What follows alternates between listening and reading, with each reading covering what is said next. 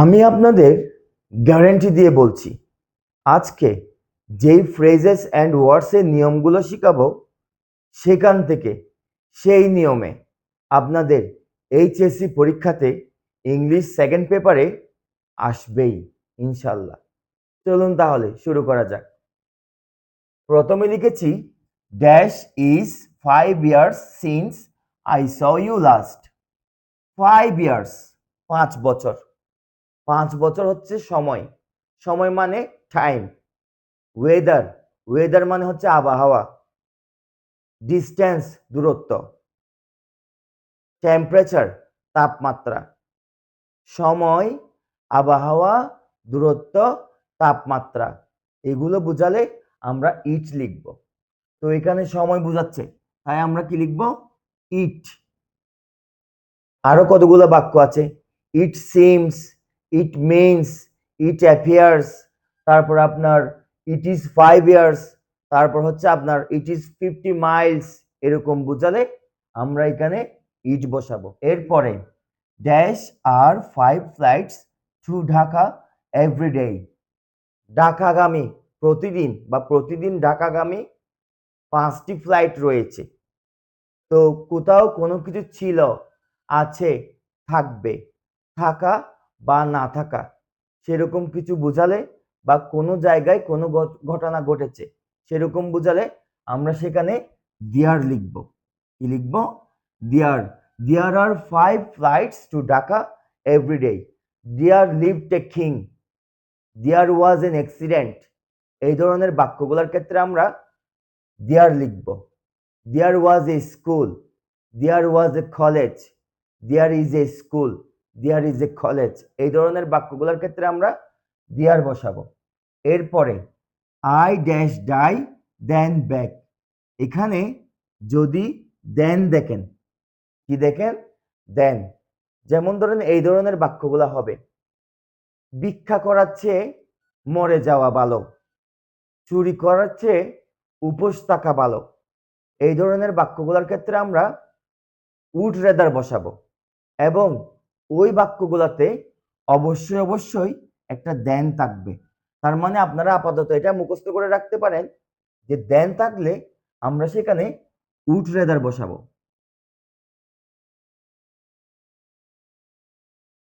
I would rather die then beg. ভিক্ষা করার চেয়ে মরে যাওয়া ভালো, এই বাক্যটি দিয়ে এই কথাটি বোঝাচ্ছে। তারপরে ড্যাশ অ্যালবাট্রস ড্যাশ। অ্যালবাট্রস হচ্ছে একটি সামুদ্রিক পাখি। তো এখানে দুটো ড্যাশ আছে, দুটো গ্যাপ আছে এবং মাঝখানে একটা নাম দিয়েছে। অ্যালবাট্রসের জায়গায় কিংফিশার থাকতে পারে, পিকক থাকতে পারে, তারপর আপনার পিজিয়ন থাকতে পারে, এলিগেটর থাকতে পারে, হুয়েল থাকতে পারে, শার্ক থাকতে পারে, তারপর আপনার মনিটর লিজার্ড থাকতে পারে, লিজার্ড থাকতে পারে, ব্যালকনি থাকতে পারে, যেগুলো আমরা দেখতে পাই। যা কিছু আমরা দেখতে পাই সেগুলোর জন্য আমরা কি লিখব? What does. What does Albatross look like. এখানে অ্যান লিখতে পারেন, অ্যান অ্যালবাট্রস লুক লাইক।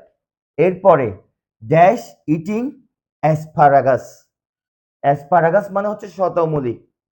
যখন ফ্রেজেস অ্যান্ড ওয়ার্ডসের মধ্যে ড্যাশের পরে ভার্বের সাথে আইএনজি দেখবেন, ড্যাশের পরে ভার্বের সাথে আইএনজি দেখবেন এবং লাস্টে প্রশ্নবোধক চিহ্ন দেখবেন।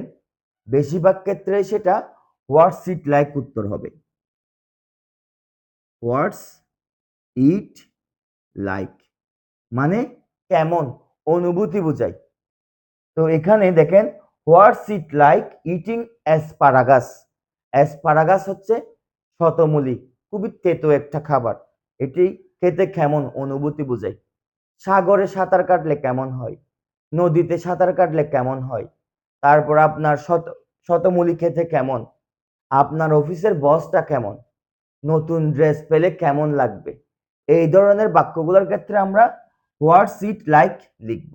এগুলো দ্বারা অনুভূতি বোঝায়।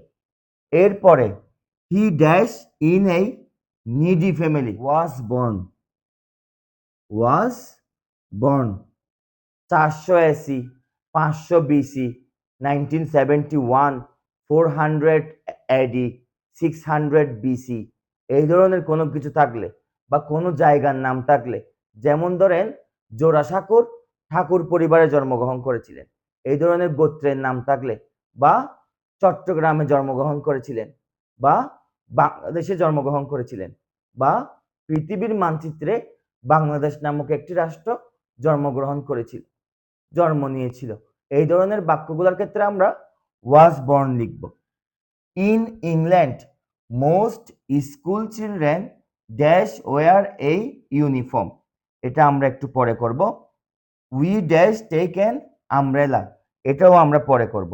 দেখেন আরেকটা শর্টকাট দিচ্ছি, ক্যান নট, নট, নো, এই ধরনের বাক্য থাকলে এবং এই ধরনের বাংলাটা হলে কিরকম, তার থেকে একটা ফ্যান কেনার টাকা নাই, এসি কিনা তো অনেক দূরের কথা, তার থেকে এক বেলা খাওয়ার টাকা নাই, 3 বেলা খাওয়া তো অনেক দূরের কথা, তার থেকে একটা সাইকেল কেনার টাকা নাই, মোটরসাইকেল কিনা তো অনেক দূরের কথা, তার থেকে একটা মোটরসাইকেল কেনার টাকা নাই, কার কিনা তো অনেক দূরের কথা, সে ভালো করে হাঁটতেই পারে না, দৌড়ানো তো অনেক দূরের কথা, এগুলার ক্ষেত্রে আপনার সব সময় লেট অ্যালোন হবে এবং বেশিরভাগ সময় সেখানে নট টাইপের বাক্য থাকতে পারে, নাও থাকতে পারে, কিন্তু বেশিরভাগ সময় থাকে।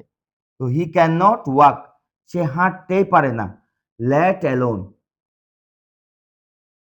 দৌড়ানো তো অনেক দূরের কথা, let alone run in the field, মাঠের মধ্যে দৌড়ানো তো অনেক দূরের কথা, ভালো করে তো হাঁটতেই পারে না।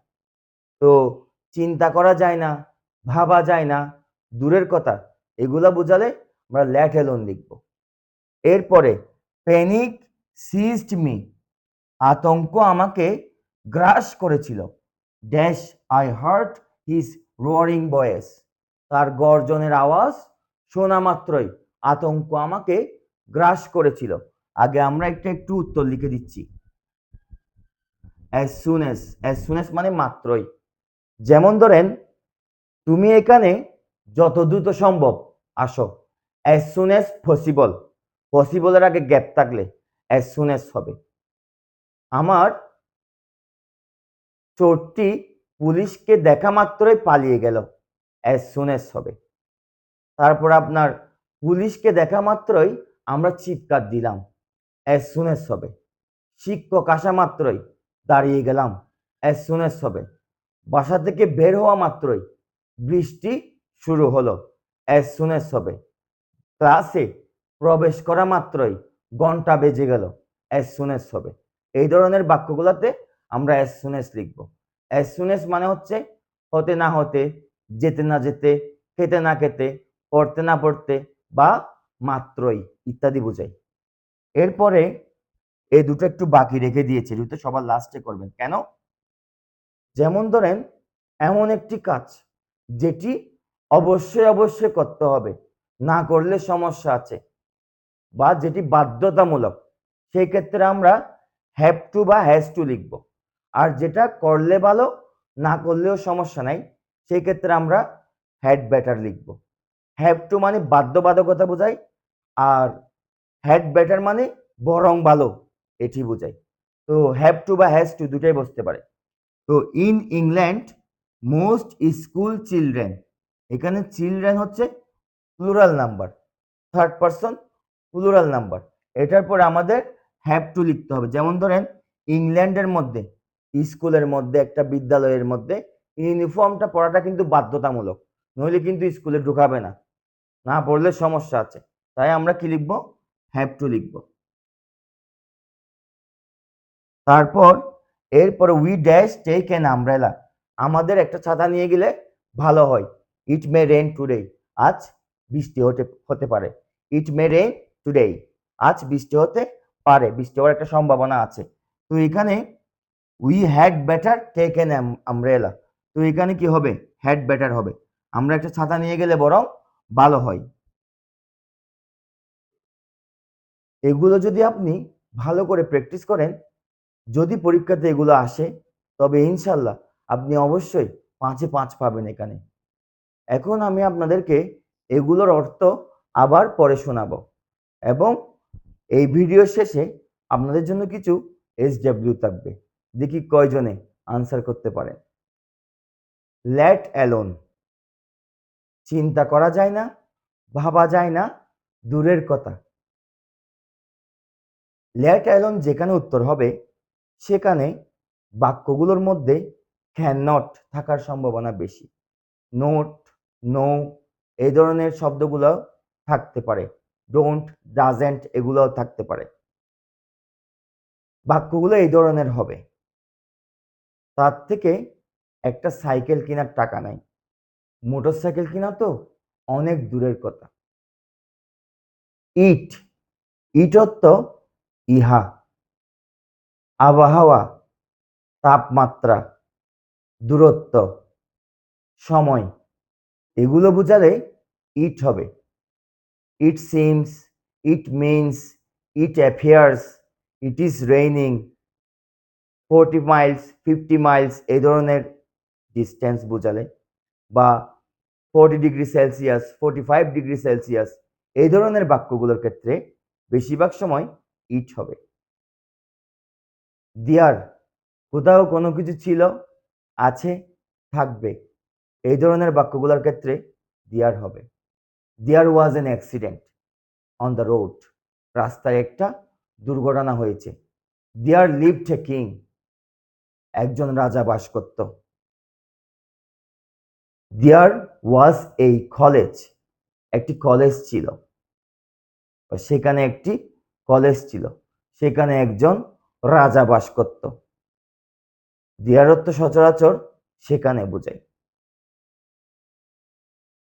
এরপরে হ্যাভ টু বা হ্যাড বেটার, যে কাজটি অবশ্যই অবশ্যই করতে হবে, বাধ্যবাধকতা আছে, সেইটার ক্ষেত্রে আমরা হ্যাভ টু বা হ্যাজ টু দিব। ওই যে আমরা বলি না থার্ড পারসন সিঙ্গুলার নাম্বার, শুধুমাত্র থার্ড পারসন সিঙ্গুলার নাম্বার হলে বর্তমান কালে থাকলে আমরা এগুলোর সাথে হ্যাজ টু লিখি। ওয়াজ বর্ন, কোনো জায়গায়, 480, 500 BC, 400 AC, 500 BC, 500 AD, 1971, 1899, বা কোনো জায়গার নাম, চট্টগ্রাম, জোড়াসাগর ঠাকুর পরিবার এই ধরনের কোনো নাম থাকলে জন্মগ্রহণ করার কথা বলে বেশিরভাগ সময়, ওয়াজ বর্ন হবে সেখানে। এরপরে অ্যাজ সুন অ্যাজ, মাত্রই, শিক্ষক আসা মাত্রই দাঁড়িয়ে গেলাম, বাসা থেকে বের হওয়া মাত্রই বৃষ্টি শুরু হলো,